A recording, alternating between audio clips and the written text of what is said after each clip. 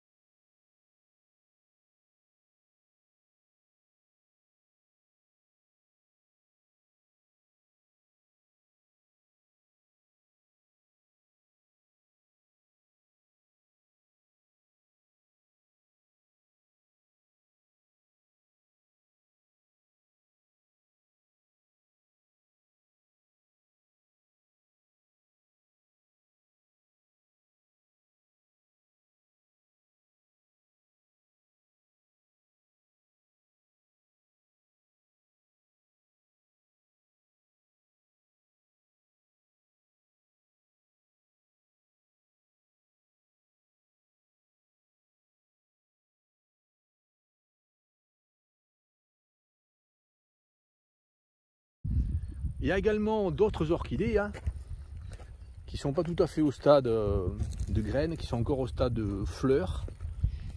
Là, comme celle-là, mais vraiment de fleurs bien mûres. Hein. C'est l'orchidée, le Serapias vomiracea, le Serapias à la bellongée. Le nom latin, c'est Serapias vomiracea. Il y en a certaines qui sont en graines, d'autres qui sont en fleurs encore. Il y a également des orchidées extrêmement communes. L'orchidée du nom latin, Anacanthis pyramidalis. Donc plein d'orchidées sur cette prairie. 2 mètres plus loin, je montre cette orchis pourpre particulièrement grosse, au stade de fruits. Elle mesure 60 cm au moins. On voit que les feuilles commencent à jaunir en bas. Et là, les fruits ne sont pas encore avec leurs graines qui sont bien mûres. Donc il faut que la fauche, si c'est une prairie de fauche, il faut que la fauche se fasse plus tardivement que le 8 juin. Les prairies qui sont fauchées, comme on peut le voir en Gironde, au mois d'avril ou au mois de mai, ne permettent pas la vie des orchidées. Il faut attendre, je pense, jusqu'au 10 juillet pour que toutes les orchidées puissent être présentes sur une prairie. Toutes les orchidées des prairies comme ça, de ce type. 3 mètres plus loin, un ophrys à la bellongée, de belle taille. Seules les fleurs du haut sont encore... seules celles du haut sont fleuries, celles du bas sont fanées. Puisque les fleurs fleurissent de bas en haut. 5 mètres plus loin, voilà une encore en fleurs, magnifique. Très très grande, elle fait 50 cm environ. Le Serapias à la belle allongée. Ça c'est le label là, le pétale du bas. 20 mètres plus loin, un petit groupe d'Himantogloss à odeur de bouc, qui est appelé autrefois l'orchis bouc. Nom latin, Himantoglossum hircinum. Bon, ceux-là ils sont pas très grands, hein. Ouais, 60 cm. Des fois ils peuvent atteindre 1 mètre, 1 mètre 20, 1 mètre 34 plus grand que j'ai vu. il y en a quelques-uns sur cette prairie. Là, ils sont au stade de fruits, hein, puisque cette orchidée est beaucoup plus tardive que les deux autres que l'on va voir. Et là, si là, il y a la fauche qui est faite maintenant, ben, les graines de cette orchidée ne seront pas répandues. Donc c'est pour ça qu'il faut que la fauche soit faite bien plus tardivement. C'est-à-dire fauche tardive, j'entends fauche tardive pour les prairies comme ça, c'est environ vers le 10 juillet, je pense. 50 mètres plus loin, en lisière de forêt, toujours autant d'orchidées. Hein.